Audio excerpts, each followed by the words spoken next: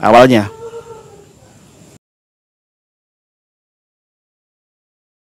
Awalnya, awalnya, awalnya.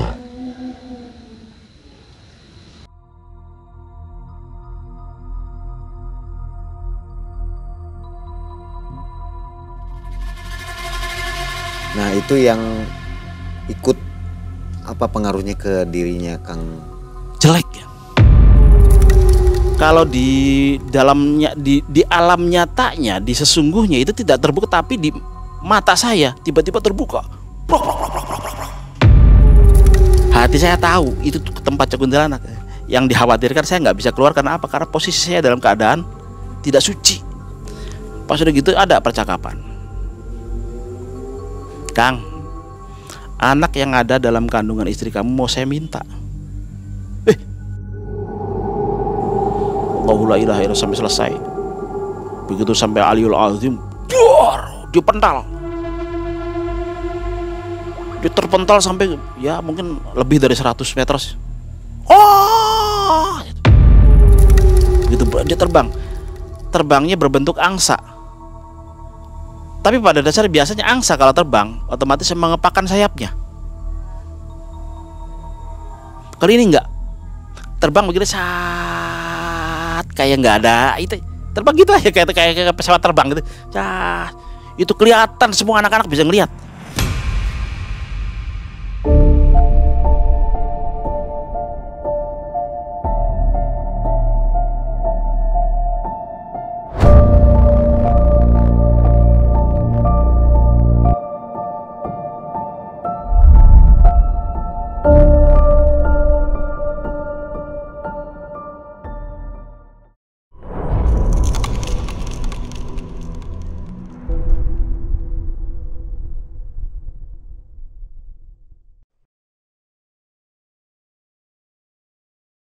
Assalamualaikum warahmatullahi wabarakatuh. Waalaikumsalam warahmatullahi wabarakatuh. Selamat malam sobat Malam Mencekam.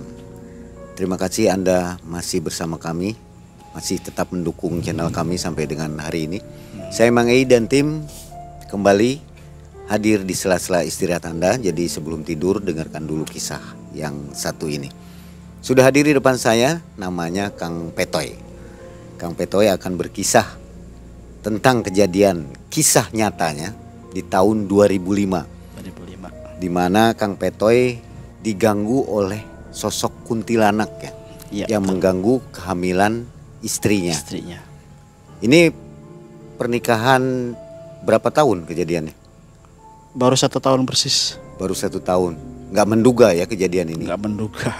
Nah, konon kabarnya sampai dengan hari ini sang kuntilanak tersebut ikut ke Kang Petoy ya. Betul. Jadi untuk sobat yang bisa melihat dengan mata batinnya mungkin bisa terlihat di belakang Kang Petoy ini katanya begitu ya. Iya. Apa benar? Ada sekarang kalau misalkan bisa dilihat. Ada ya. Sebelum mulai biasa kita akan memberikan kenang-kenangan dulu untuk Kang Petoy ini.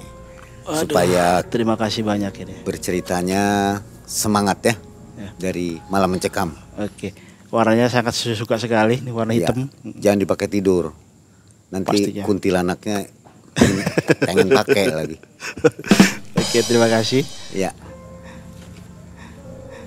Sobat MM yang ingin memiliki kaos ini silakan. Boleh gratis, boleh juga beli. Silakan, infonya ada di deskripsi ya. Kita akan mendengarkan kisah dari Kang Petoy di tahun 2005. Kisah nyata. Silakan Kang Petoy.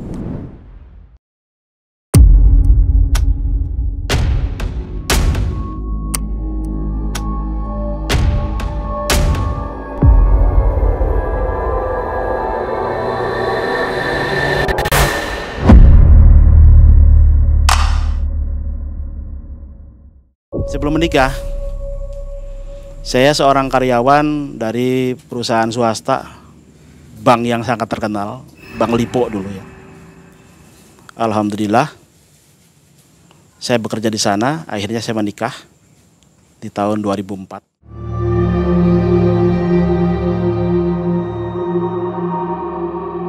Setelah saya menikah, tentunya harapan dari seorang ayah baru, atau juga istilah seorang kepala rumah tangga yang baru, pengen dong mempunyai anak. Dan doa saya terkabul, alhamdulillah. Cuman telat 1 bulan.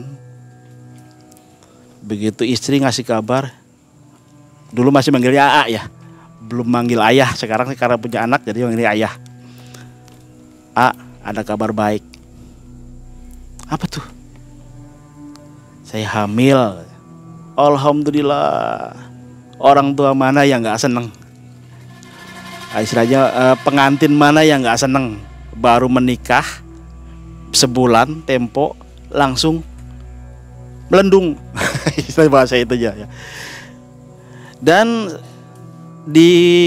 dalam kehamilan tersebut kira-kira di usia kandungan 4 bulan ya. Berawal dari usia kandungan 4 bulan tersebut, sebenarnya udah ada tanda-tanda bahwa saya akan mempunyai anak yang cukup istimewa gitu ya. Saya kehadiran seorang nenek-nenek awalnya, tapi dalam mimpi.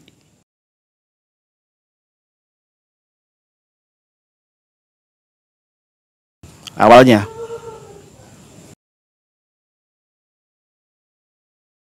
Awalnya.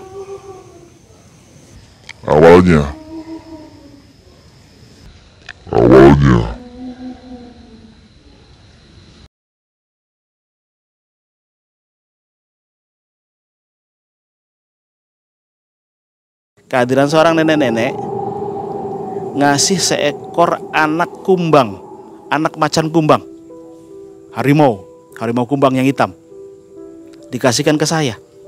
Ya, maknanya apa? Saya belum tahu kan. Karena istilahnya meskipun saya karyawan bank, tapi karyawan yang rendahannya, dulu di bagian cleaning service-nya. Jadi untuk USG dan sebagainya saya nggak mampu. Surprise aja lah. Anak saya mau cewek kayak mau cowok, wis apa kata Gusti Allah aja. Pas akhirnya mimpi dikasih macan kumbang tersebut, saya menanyakan pada orang yang ngerti akan takwil mimpi gitu ya.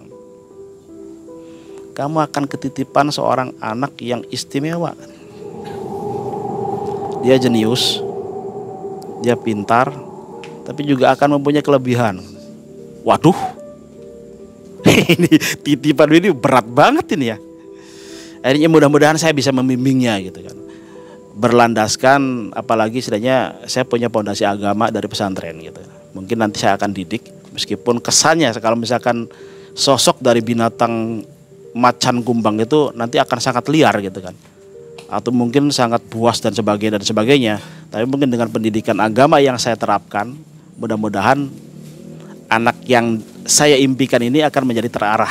Seiring jalannya waktu, saya iseng di usia 5 bulan dengan membaca salah satu ayat Al-Quran, atau juga boleh dikata itu tuh hadis qudsi.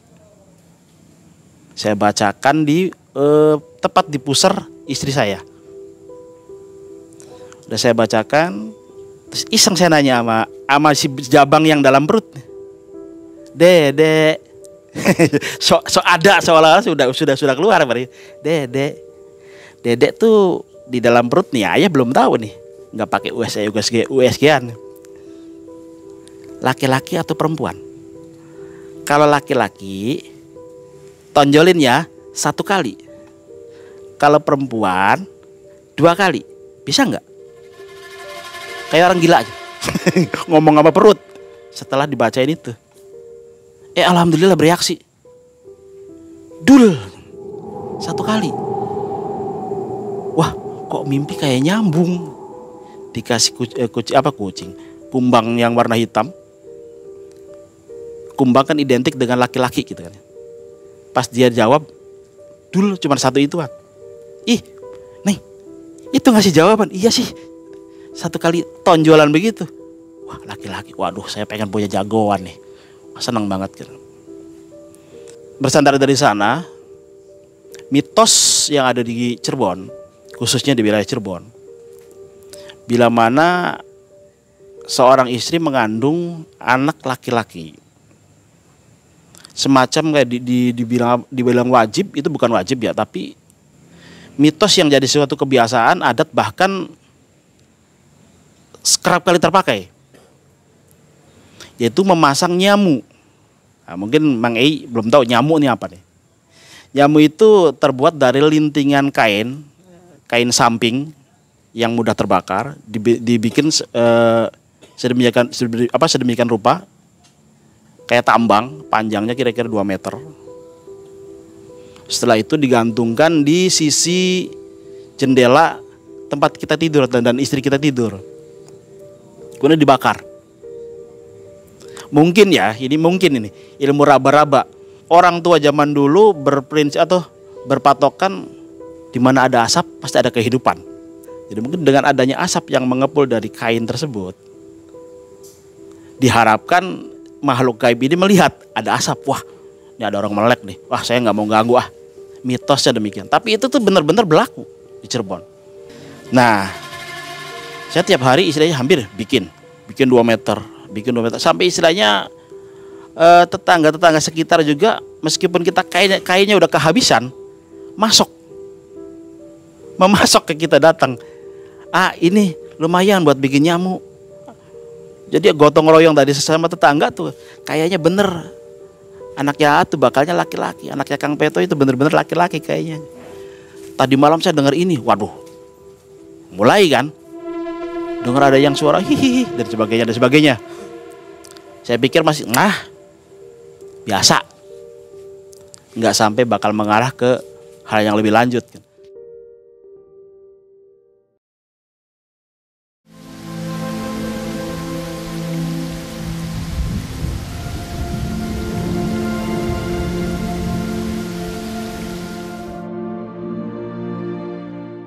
Di usia kandungan istri saya yang ke-7, ya kira-kira 2 hari sebelumnya sudah acara 7 bulanan.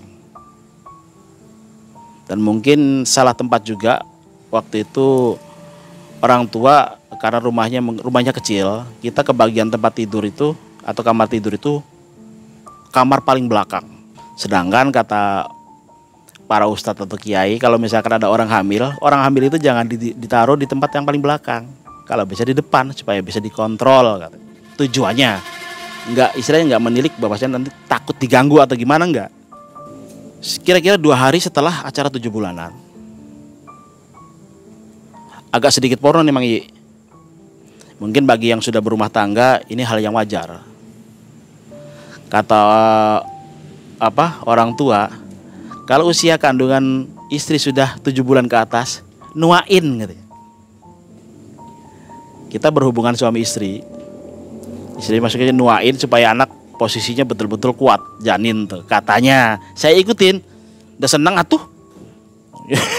Masa enak-enak nggak mau kan. Tapi karena lalainya saya, biasanya setelah berhubungan dengan istri itu langsung mandi. Pas malam itu, ingat aja malamnya malam Jumat kebetulan.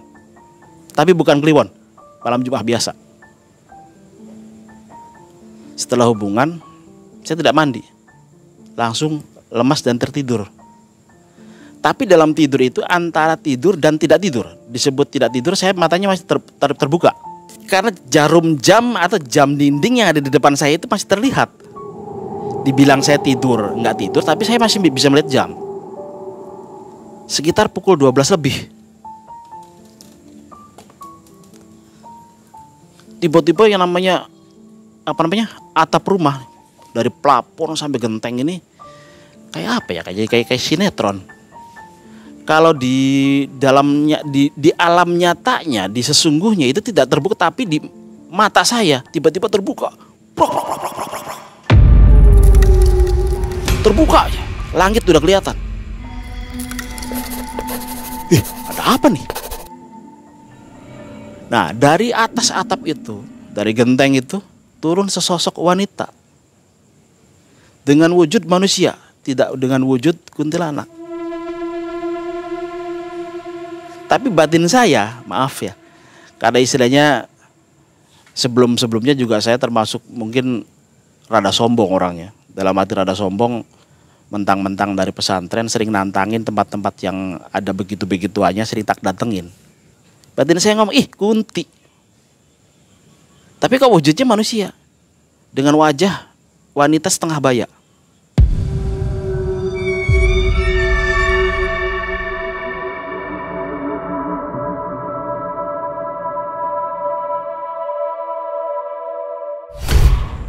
Kira-kira umurnya antara 35 sampai 40-an.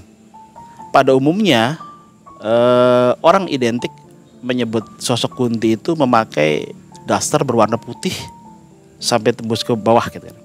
Kalau ini enggak. Dia memakai semacam kayak burkat atau kebaya yang kelihatan dadanya. Memakai warna hitam, pekat. Terus kain samping yang di bawahnya emang kakinya enggak kelihatan. Kain samping yang di bawahnya itu memakai kain motifnya putih, ada garis-garis kayak model batik keris tuh. Ada batik keris yang disebutnya katanya batik riris begitu tuh. Kata orang Cirebonnya itu batik riris. Dia turun menyambangin saya. Ikut yuk. Pengen ada yang perlu saya omongin. Saya pengen perlu ngobrol sama kamu. Sama saya. Maksudnya apa ngajak-ngajak saya bilang. Kamu kan dari makhluk lain. Anehnya orang tidur kalau posisi tidur nggak mungkin istilah komunikasi begitu tuh. Saya tuh nggak jawab. Kamu ada apa pengen ngajak-ngajak saya ke tempat kamu? Saya pada perlu penting sama kamu. Dan maaf Mang ya, kita beralih dulu dari kisah ini ke kronologi yang lainnya. Menurut mitos masyarakat setempat, yang namanya sosok wanita ini sering nongol di area pekuburan dekat rumah. Kurang lebih rumah mertua saya itu 50 atau 70 meter dari pekuburan. Sangat kompleks sekali situ istilahnya. Dia itu kerap kali mengganggu orang-orang lewat. Mungkin salah satu kisah yang paling santer, ada tukang bakso yang pernah dibeli sama dia. Bayarnya daun. Itu mungkin salah satu kisah yang pernah itu. Dia datang malam itu ke saya. Karena dia wujudnya wujud yang tidak menyeramkan, wujud manusia biasa sebagai seorang wanita setengah baya, saya ngikut. Dan anehnya Mang I, begitu saya ngikut, dipegang tangannya sama dia, saya ninggalin jasad saya. Tubuh kasar saya tuh kelihatan sama saya. Jadi apa ya? Mungkin kalau dalam ilmu kanuragan atau ilmu kebatinan, mungkin itu yang disebut meraga sukma atau gimana mungkin gitu ya. Saya ngeliat lah, kok saya ada dua. Ininya saya yang terbang siapa gitu ya. Saya terbang di atas genteng. Itu yang namanya apa? Tiupan angin waktu dibawa terbang sama si Kunti itu terasa. Dinginnya tuh terasa di sukma saya tuh. Sampai saya tuh kalau dibilang mimpi, saya ngerasain gitu. Dan saya tahu ini tuh saya tuh posisi lagi ada di mana. Itu atap rumah mertua saya, ini atap rumah tetangga saya, itu area ini pasti saya akan dibawa ke kuburan sana. Tahu. Pas begitu nyampe di satu tempat, itu tuh sebelumnya menginjakan kaki di tempat tersebut, saya udah tahu nih tempatnya, beringin bercabang. Itu tuh tempat mainnya anak-anak buat gantungan, ada kan apa beringin itu kan ada akar-akarnya tuh, tarsan-tarsanan. Di situ bahkan sama anak-anak itu dibikin gardu-garduan. Kalau siang tuh buat enak nongkrong di atas itu tuh. Tapi pas begitu menjejakkan kakinya di atas pohon tersebut, tiba-tiba berubah. Prat. Kayak ada gerbang. Cuman nggak pakai lampu, pakainya obor. Obor semua. Panjang banyak obornya tuh. Di sana tuh ada sebuah rumah gede, megah. Di ujung sananya tuh. Ayo ikut masuk. Mau ngapain? Terus sampai dibawa ke sini tuh mau diapain sayanya? Mau ngobrol. Waduh. Ini ngobrol apaan? Barang bangsa begini sayanya mau ngobrol sama saya sampai dibawa ke tempat-tempat yang begini. Pas akhirnya, udah jangan jauh-jauh sampai masuk ke sana. Saya takut nggak bisa keluar. Saya tahu. Hati saya tahu itu tempat kuntilanak. Yang dikhawatirkan saya nggak bisa keluar karena apa? Karena posisi saya dalam keadaan tidak suci. Sadar di situ tuh Mang Yeye. Kalau misalkan itu dalam mimpi, kok tahu saya kode kondisinya lagi dalam keadaan nggak suci itu. Pas udah gitu ada percakapan. Kang, terus terang, mumpung di sini nggak kedengaran sama istri kamu, anak yang ada dalam kandungan istri kamu mau saya minta. Ngapain mau minta anak saya? Lawang saya istilahnya sampai gederang-derang pengen punya anak, kamu pengen minta. Nggak masalah, anak kamu itu istimewa nantinya. Dia anak yang istimewa, makanya pengen saya minta. Woi, nanti dulu. Kamu kalau pengen minta langkahin dulu saya, dengan sombongnya. Tapi dalam hati juga berpikir tetap, aduh, kok pengen gulet sama yang beginian, makhluk gaib istilahnya kuntilanak. Posisi saya lagi dalam keadaan kotor, suci ya nggak suci istilahnya. Kira-kira saya tuh menang enggak? Pas akhirnya, kalau seandainya nggak diberikan ya, saya akan maksa. Situ maksa gulet sama gue. Bahasanya rada itu belen. Asli itu bahasanya namanya gue ada kayak sombong saya. Langkahin dulu gue. Lu siapa? Lu makhluk kasar, makhluk istilahnya masuk astral. Nggak pantas ngerebut manusia. Pas gitu, coba aja ilmu Akang sampai di mana. Yang saya tahu istilahnya untuk ngusir kuntilanak itu baca ayat kursi gitu. Saya bacain ayat kursi lah. Allahu la ilaha illallah sampai selesai. Begitu sampai Aliyul Azim, dia pental. Dia terpental sampai ya mungkin lebih dari 100 meter. Oh! Tapi anehnya nggak remuk. Biasanya kan terbakar. Datang lagi, Mang Iyi. Cuman segitu. Waduh. Walah. Kopo, kenapa saya jadi nyesalnya tuh? Kenapa saya nggak mandi dulu tadi? Kok ada pikiran begitu dalam alam begitu? Kok ada pikiran begitu? Jadi dibilang ini mimpi, saya tuh yakin itu bukan mimpi. Saya dibawa sukma saya. Akhirnya yang kedua kali saya bacain lagi. Allahu la ilaha illallah wa la ilaha qayyum dan sebagainya sampai selesai. Aduh, dar kontal lagi dia. Montol sama nabrak tembok. Brat. Cuman setelah begitu tuh ketawa. Cuman segitu.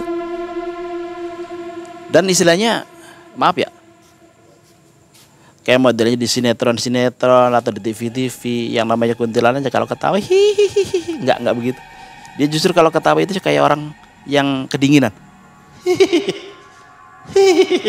Itu. Ini ada di belakang saya ini lagi ada. Sampai merinding saya ini. Nah, begitu yang ketiga kalinya, dia mental langsung balik lagi. Saya ditendang dadanya. Buah! Saya kontal. Jatuh. Dan saya merasakan sakit jatuh itu. Aduh, bro. Ini belum tak ceritain ya itunya. Pas udah gitu saya bangun. Dia ngejejak saya. Leher saya ini. Dar. Saya nggak bisa apa-apa. Kalah saya. Ada penyesalan. Aduh, kenapa? Makanya istilahnya buat acuan. Saya mungkin buat pengantin baru dan sebagainya nih pesannya. Kalau bisa, kalau habis hubungan dan sebagainya, langsung meskipun sedingin apapun mandi. Khawatir ada hal-hal yang demikian yang tidak kita inginkan gitu. Akhirnya saya kalah. Dalam kekalahan saya mengucap Allahu Akbar, Allahu Akbar, Allahu Akbar, sampai keluar dari raga saya. Dari raga saya yang tadinya tertidur. Allahu Akbar, Allahu Akbar, sampai keras banget. Istri otomatis terbangun. Begitu istri saya terbangun, dia terjaga. Tubuh saya tuh nggak ada di samping, nggak ada di ranjang, jatuh di bawah, kepalanya masuk di sela-sela kaki-kaki meja. Kapan masuknya ternyata? Tapi saya tergencet sama kaki-kaki meja itu, makanya di situ saya mau merah. Dalam alam itunya saya lagi diinjak. Begitu istri bangun, apa-apaan nih kuragap? Ini otomatis kan? udah dalam keadaan sadar, ini mungkin sukma udah mulai masuk lagi ke raga. Terus tolong itu. Meja ngeganjel di sini, meja, kaki meja. Tolong diangkat dulu, diangkat. Aja ngapain tidur sampai masuk kolam begitu? Perasaan tadi tidur di kasur. Kenapa saya tiba-tiba ada di bawah situ? Pas akhirnya, udah ambil air minum dulu, air minum. Ya, istri ngambil air minum. Saya minum. Udah sadar begitu tuh. Saya pegang perut istri saya dong. Karena tadi istilahnya ada percakapan bahwasanya dia itu pengen minta janin yang ada dalam tubuh istri saya. Saya pegang, oh masih ada. Alhamdulillah. Kenapa sih ya? Kenapa sih ya? Masih manggilnya A sih. Nanti aja ceritanya, masih jam 3-an. Itu masih jam 3 malam. Kagok mau tidur lagi, bentar lagi subuh. Dan suasana pada malam itu tuh gerimis, rintik-rintik kecil. Nggak ngerintik-rintik yang besar, tapi rintik-rintik kecil tuh kayak apa kata orang Cirebon, yang gerimis.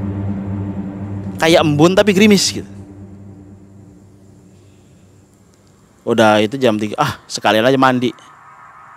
Jam 3 mandi, setengah 4 ke musola. Langsung istilahnya ngikutin sholat subuh. Selesai sholat subuh, sama tetangga saya dimarahin. Jadi tetangga ini saya biasa manggilnya Abah. Orang yang cukup ngerti, tapi istilahnya tidak menonjolkan diri bahwa dia orang ngerti, enggak. Jadi mengertinya dia hanya untuk keluarga dan kerabat aja. Pusaka-pusakanya dia juga cukup banyak gitu. Toy, kamu semalam pasang nyamuk enggak? Yang tadi saya katakan dia di depan itu kan, nyamuk yang kain tadi. Pasang, Mbah. Lihat. Dari musola saya langsung ke kamar. Kebetulan musola dekat, depan rumah persis. Ngelihat kegantungan, kain nyamuk itu mati. Jadi mungkin kena cipratan dari gerimis kecil tersebut. Jadi mati posisinya. Mati, Bah. Nyata beli itu, kata dia. Semalam saya melek di sini, kata abahnya. Ngapain, Bah? Perinting lagi ceritanya. Dari malam yang nama itu si Enok, bahasanya orang tua bilangnya, si Enok itu nggak berhenti ketawa di atas, katanya. Di atas genteng persis di kamar kamu. Abah nungguin badan nodongin keris ke atas. Keluar, jangan ganggu. Kemungkinannya, ini sih cuma prediksi sendiri ya. Saya kalau mungkin tidak dibantu sama Abah, dengan tergencetnya saya di meja, kayaknya game mati saya kayaknya.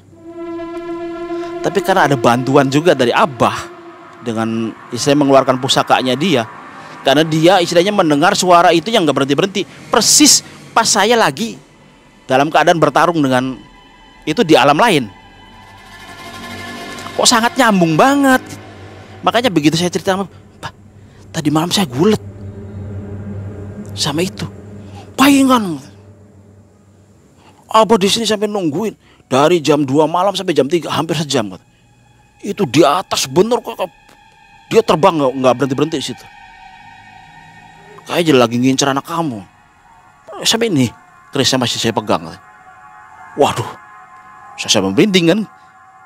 Sampai sebegitunya kok nyambung sih. Saya pikir cuma saya yang mengalami kan. Ternyata ada orang yang istilahnya benar-benar ngelihat posisi si itu lagi kan. Wah, asli berarti satu tadi malam itu bukan mimpi. Saya benar-benar dibawa. Tak ceritain kronologi sama si Abah. Gini. Waduh, untung kamu masih selamat, kata. Itu Bah, saya bilang, masih ada bekas merahnya. Sekali lagi dikontrol, jangan tidur, jangan terlelap. Tak ceritainnya dengan cerita bodohnya, dalam arti cerita bodoh di sini cerita yang sebenarnya jadi konsumsi sendiri malah diceritain. Tadi malam tuh saya tuh begini, Bah, hubungan sama istri tapi nggak mandi, dodol kata kamu. Itu kebiasaan buruk. Kalau memang istilahnya ajal kita pada istilahnya datangnya pada malam itu, kita dalam keadaan suci. Nah lo kalau lo mati malam itu punya junub.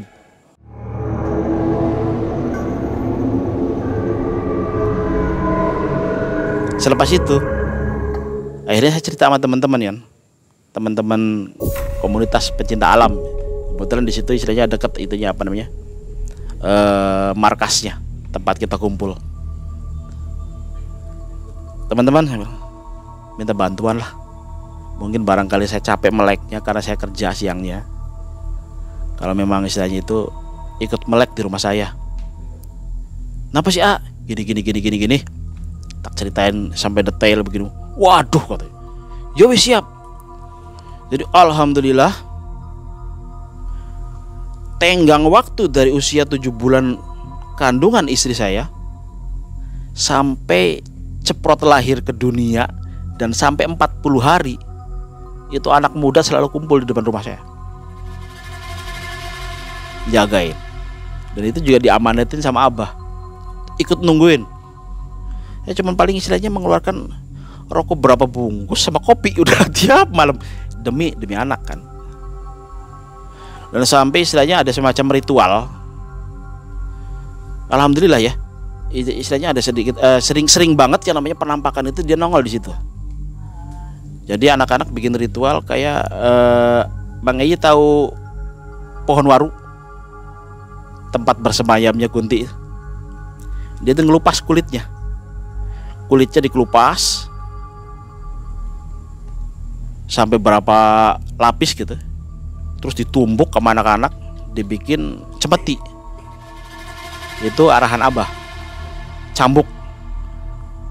Suaranya hebat pisan, petir. Nah setelah cemeti itu jadi, istilahnya pecut kata orang Cirebon, pecut itu jadi. Kebetulan ada teman saya, nama samarannya Beben. Posisi lagi gitar-gitaran. Ini nyambung dengan saya. Posisi lagi gitar-gitaran di markas anak-anak biasa kumpul itu. Di area pekuburan, di tengah-tengah pekuburan itu kan ada sumur pompa, sumur bor. Di sumur pompa tersebut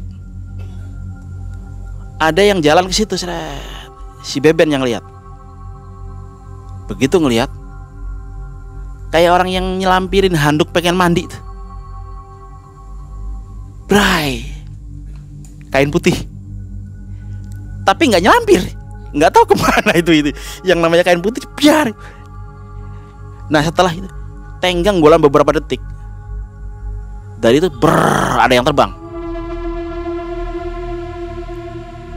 Pas jadi posisi pompa tersebut, sumur pompa tersebut nggak jauh dari pohon yang menyilang itu, beringin yang menyilang itu. Begitu dia terbangnya berbentuk angsa. Tapi pada dasar biasanya angsa kalau terbang otomatis mengepakkan sayapnya. Kali ini enggak, terbang begitu saat kayak nggak ada itu, terbang gitu aja kayak pesawat terbang gitu. Itu kelihatan, semua anak-anak bisa ngelihat.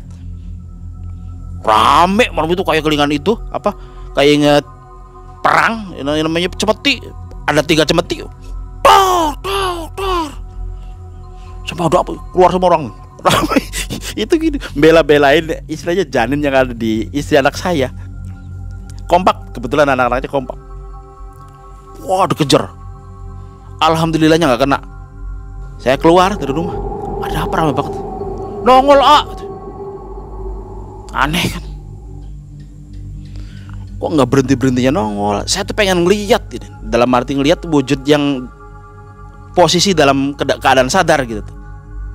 Tapi kata abah, biasanya kalau yang lagi punya itu nggak bakalan bisa ngeliat.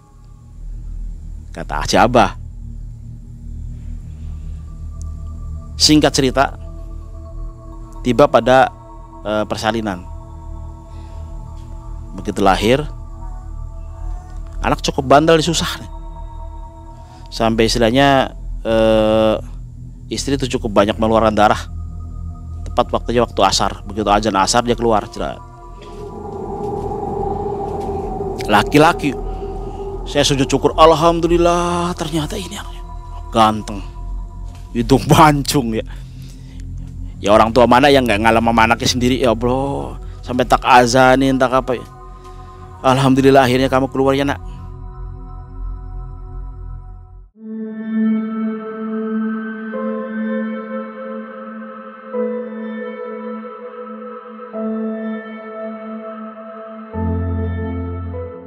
Kita kasih nama, namanya juga istimewa kayak orang Meksiko. Mungkin gak disebutin, tapi lucu lah, banyak kayak orang Meksiko. Kamu katanya orang dari pesantren ngasih anak kayak orang Meksiko. Biasanya orang pesantren ngasih nama tuh yang bau-bau Arab gitu. Biarin lah. Yang namanya anak kan itu tergantung rezekinya masing-masing, saya bilang. Mungkin kalian yang nggak ngerti maknanya kayak orang Meksiko, tapi saya yang ngasih nama ke anak tersebut tuh ada maknanya. Itu tuh maknanya dari orang tuanya tuh mendoakan agar besok tuh jangan jadi karyawan, kira-kira jadi bos, jadi pengusaha. Artinya saya bilang, oh gitu tah, iya. Di waktu usia ke 3 bulan. Waktu itu menjelang Ramadan. Besok malam nih Ramadan. Besok malam Ramadan. Kebiasaan buruk. Waktu itu habis hubungan sama istri lagi. Jam 12 persis. Dan joroknya saya nggak pakai apa-apa, cuma pakai celana dalam doang. Terlentang sudah di kasur bawah, istri sama anak di atas di ranjang, saya tidur di bawah. Kejadiannya sama, hampir sama begitu, Mang I. Yang namanya plafon rumah tuh buka, nongol 3 makhluk. Kang, nah itu yang saya ceritakan itu, kuntilanak samping ikut ya. Saya ngikut aja sama kamu, ikut ngurus katanya, ikut ngurus anak ini aja. Tapi saya yang ngikut ke badan akang. Lah bagaimana caranya? Terus saya bagaimana itunya, istilahnya ngasih makan kalian, pengen ngikut-ngikut ke saya. Wong saya aja kondisinya pas-pasan begini. Enggaknya nggak apa-apa, saya nggak bakalan ganggu. Awas ya, janji ya, jangan sampai mengganggu keluarga saya. Masuk ke sini. Ini belikat ini tulang sambung tangan nih. 1. Yang kedua ratu kuntilanaknya, ratu yang waktu kemarin istilahnya meminta. Mungkin dia ngasih perintah buat anak buahnya ke saya. Ini malah ratunya. Masuk ke tengah-tengah sini. Pokoknya tiap persendian tulang nih. Yang ketiganya katanya si jin dari Mesir. Dia ngakunya masuk ke sini. Kayak apa? Kayak asap jorokok.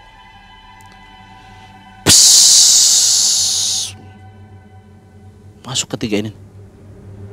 Selepas sudah masuk itu, manastis Mang Ebi. Meriang. Istri kan dengar, kenapa ya? Ini nggak tahu. Selimut 5 itu nggak ketulung. Tapi saya ingat, jangan-jangan maksudnya ke anak nih, yang tadi masuk tuh. Itu pian tutup lagi. Atau bermata. Jadi kayak mengada-ada seolah-olah. Tapi itu asli. Mata saya ngeliat sendiri. Terbuka aja begitu, tutup lagi. Saya langsung meluk anak saya yang masih 3 bulan tersebut. Ada terus sebentar cuman udah. Wah sialan. Tapi kayaknya kok udah masuk ke badan saya kayak. Itu meriang. Besok terawih pertama saya nggak bisa terawih. Anak saya setelah usia 7 bulan. Biasanya anak bayi usia 7 bulan masih nyusu sama ibunya. Dia nyapi sendiri. Mungkin yang dikatakan istimewa sama makhluk halus begitu. Dia nyapi sendiri. Begitu usia 7 bulan menginjak 7 bulan, emang nggak mau nenen. Dan kecerdasannya itu semakin bertambah. Di usia 7 bulan itu komplit, Mang Ayi. Bisa merangkak, bisa duduk, sama istilahnya bisa mengucapkan kalimat yang pertama kali diucapkan dia itu ayah. 7 bulan udah bisa ngomong gitu. Apa ini istimewanya anak saya? Usia 1 tahun sudah bisa merangkai kata. Dede mau main bola. Dede mau main bola. Singkat cerita, usia anak sudah 2 tahun. Anak sudah mulai pintar ngomong, udah bisa ngomong. Tapi pas malam itu, inget malamnya cuma malam Selasa. Di usia 2 tahun itu ingatnya malam Selasa, setiap malam Selasa. Tiba-tiba si anak ini dimasuki sama yang halus dengan kalimat yang tidak bisa dimengerti oleh kita. Mungkin kalau misalkan saya sebutkan yang saya ingat ya, Ijilajalajalajil, abadajil abadajil, ijilajalajalajil. Anak kecil ngomong begitu, 2 tahun. Istri langsung nelpon, HP-nya masih HP jadul, HP pisang. Ayah ada di mana? Udah mulai memanggil ayah, udah punya anak. Ada di ini, di base camp, di markas anak muda. Pulang cepet, ini Dede. Matanya Malik, putih-putih apa? Tinggal putih-putihnya aja, hitam-hitamnya nggak ada. Ngomongnya begitu ngeracaunya. Jili jelajal. Ini kok kayak bahasanya genderuwo. Akhirnya sini saya emban, saya ambil air wudhu, baring emban berwudhu.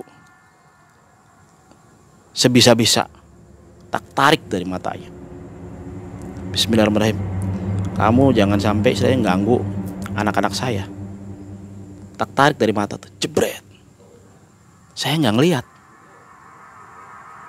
Tapi tak raupin anak. Siapa ini? Ayah. Oh, udah sembuh. Tak anterin ke kamarnya, tak raupin semua sebadan. Si anak dia bisa cerita sama ibunya. Bu, ayah galak. Cuman bahasanya kan masih tertatanya begitu. Kenapa galak? Tadi ada orang gede hitam, badannya banyak bulunya, dikepret sama ayah, nangis. Siapa yang ngepret? Bapaknya nggak pernah ngepret. Cuma narik dari matanya doang. Tapi di mata dia itu katanya dipukul sampai. Nah itu berawal dari situ. Anak kayaknya punya indera keenam nih. Pas pagi-pagi subuh udah bangun ya kan, pengen ke tajuk, pengen ke musola.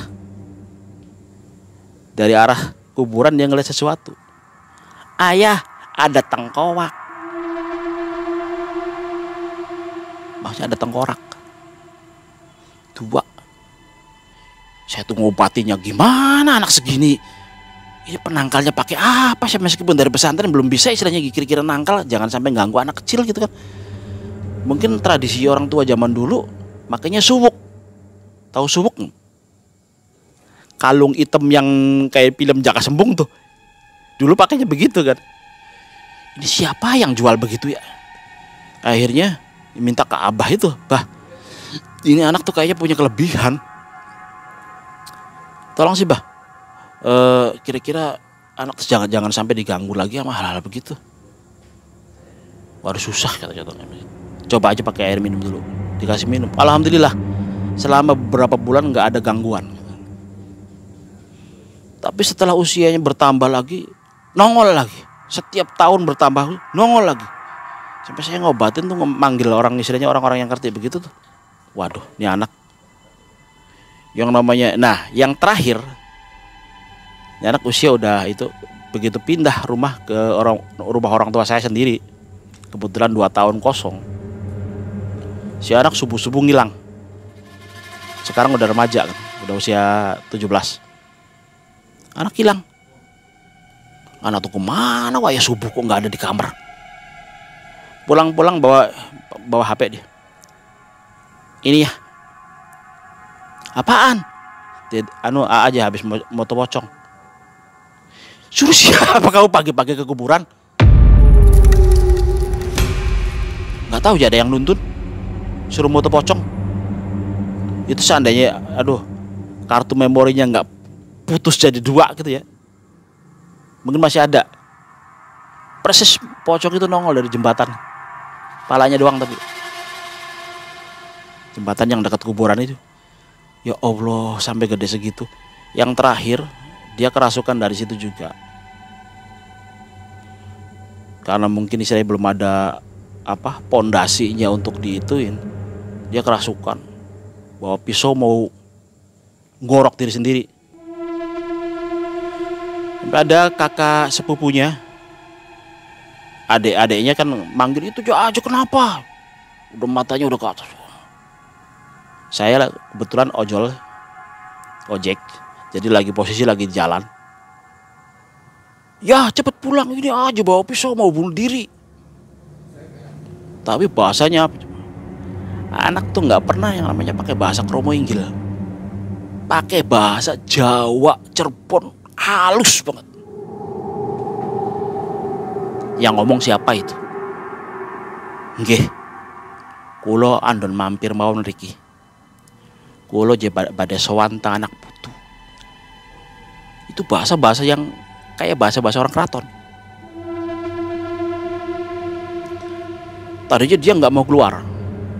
Saya pikir nih anak jangan-jangan udah mulai kenal obat nih. Pikiran jeleknya. Dia ngobat sakau. Kalau misalkan begitu, mungkin tak kepret nih anak nih nangis nih. Dikepretnya juga nggak ngepret.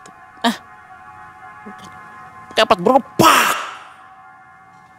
Nantang matanya. Ayo lihat sini. Kamu siapa? Pas udah ngeliat itu dia ngelumpur, menundukkan pala.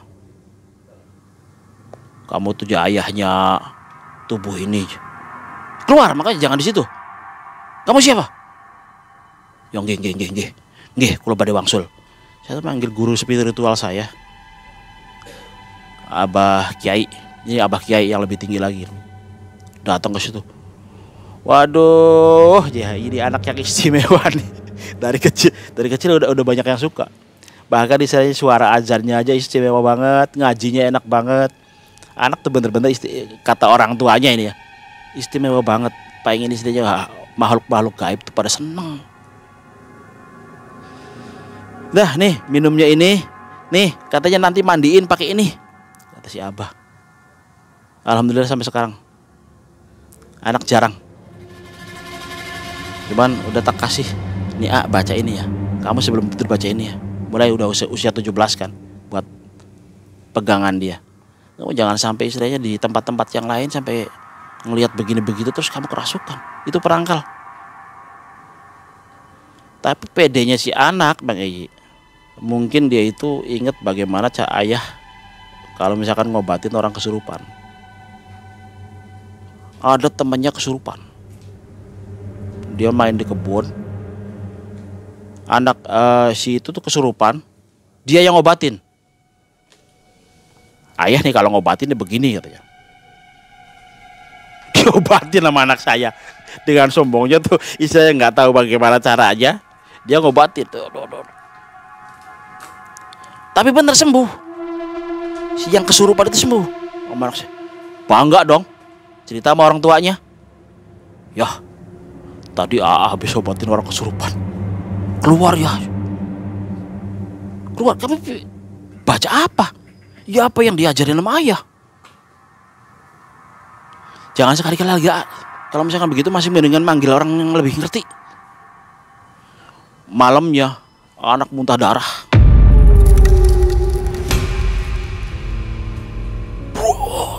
Istri panik, ngebel. Ayah cepet pulang. Ini muntah darah. Astagfirullahaladzim, orang lagi kerja. Mending lagi nggak ada orderan. Kalau misalkan lagi ada orderan jauh geding, justru nunggu. Ya bisa ya pulang. Ustaz, kamu kenapa? Nggak tahu, tiba-tiba jenek perutnya, tiba-tiba muntah darah. Itu gara-gara kemarin kamu tuh gaya. Orang kesurupan diobatin. Bu, bikin itu. Bikin racikan kayak Abah Haji. Kunyit dan sebagian dikasih, terus kasih garam dan ini, kasih wiridan, minum. Terus habis ini tidur. Ya, awas, jangan sekali-kali lagi kalau belum wayahnya tuh. Makanya itu satu pesan. Mungkin bagaimanapun caranya buat orang-orang tua yang menjadi panutan dari pengantin-pengantin barunya, Pak patut diingatkan. Kadang tradisi meskipun itu suatu yang tertinggal, tapi kalau memang istilahnya itu ada dampak dan manfaat, nggak apa-apa, selama tidak menyalahi aturan dari atau juga syariah Islam. Karena tujuannya tetap kita berlindungnya pada Allah. Nah itu yang ikut apa pengaruhnya ke dirinya Kang? Jelek, bisa dikatakan jelek. Saya kalau setelah mereka masuk ke dalam tubuh saya, setiap saya melamar pekerjaan selalu ditolak. Jadi makanya mungkin jadi pekerjaan yang saya gelutin ya yang kira-kira istilahnya tidak bertatap muka dengan siapa gitu. Nah akhirnya yang saya gelutin sekarang ojol gitu. Karena mau tidak mau, kalau ojol kan pakainya aplikasi. Jadi pesan masuknya ke saya, ya mau tidak mau istilahnya pelanggan ya harus terima, ini drivernya.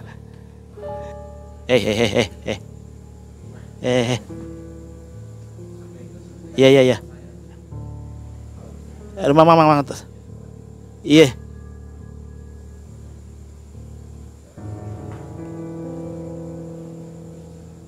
Astagfirullah. Astagfirullah.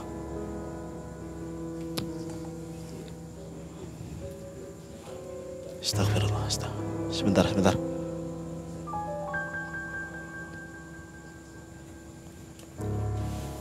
Astagfirullah.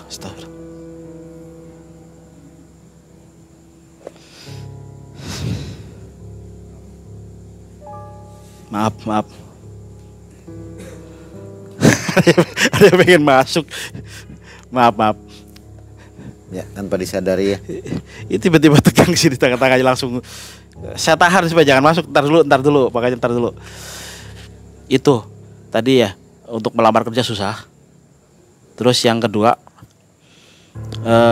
keistimewaannya. Saya juga istilahnya di samping ojol punya kegiatan yang lain, yaitu di dunia entertainment sebagai MC pembawa acara organ dangdut, acara hiburan. Pernah di suatu daerah orangnya sangar-sangar Bang Yi, bertato mabok lagi nih. Waduh, ngadepin orang begini nih, alah urusan nyawa nih. Kalau gelut juga mungkin urusannya keder, orang mabok. Tapi ndilalah gitu. Mungkin dengan adanya kodam jelek yang ada dalam diri saya. Begitu ya. Orang mabok itu lagi pada gelut. Saya seolah-olah mengeluarkan suara yang bukan dari diri saya sendiri. Woi, diam gak? Mau berhenti gak? Lihat saya. Dengan lantangnya saya berucap seperti itu. Si anak mabok deketin. Begitu maju ke saya, Kang, cium tangan saya. Sini naik. Awas macem-macem. Lihat saya. Nurut. Katanya ya wallahu a'lam, biasa saya sendiri nggak pernah ngelihat wujud yang asli ada di itu. Di belakangnya sering nampak gitu. Ya mudah-mudahan sih tiba-tiba itu kamera tadi yang waktu ada sedikit itu mungkin ada nanti ada masuk kelihatan penampakan, waduh istimewa banget kayaknya. Itu. Nggak berusaha untuk dihilangkan. Pernah berusaha, tapi mereka tuh ngomongnya itu tidak akan ganggu.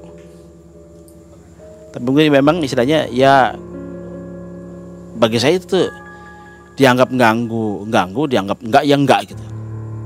Selama ini gitu. Cuman mungkin gangguannya begitu aja. Gangguannya bila mana kita disuruh ngelamar kerja kemanapun, kayaknya ada sesuatu yang gimana gitu. Calon pimpinan tuh kayaknya udah segan duluan ke kita tuh. Tapi nggak menampakkan diri ke keluarga ya? Nggak pernah. Nggak boleh. Pokoknya. Nggak boleh. Kalaupun iya dimarahin ya? Iya. Ditegur. Okay. Ada satu kodam baiknya juga sebenarnya. Kalau kodam baiknya kadang-kadang saya ngomong tapi bukan saya yang ngomong. Aneh kan? Bingung. Pikir bicara masalah begini bingung. Saya ngomong tapi bukan saya yang ngomong. Mang Eji paham nggak? Paham. Nah, itu dia. Saya sendiri kadang-kadang saya lagi ngomong, saya tuh ngomong apa gitu. Auto ya, Iya. otomatis. Mungkin itu dulu Bang Eji Ya, yang oke. patut saya sampaikan, ceritakan. Ya. Nah, Sobat MM, itulah kisah dari Kang Petoy, luar biasa ya, diikuti oleh 3 makhluk nih sampai dengan hari ini. Dan alhamdulillahnya putranya sekarang usia berapa? Usia 17. 17, ganteng lagi dan mempunyai kelebihan yang Luar di biasa. luar nalar ya. Di luar nalar kata-kata. Sobat MM, terima kasih sudah bersama kami. Sampai jumpa di kisah yang lainnya. Saya Mang Ei undur diri. Assalamualaikum warahmatullahi wabarakatuh. Waalaikumsalam warahmatullahi wabarakatuh.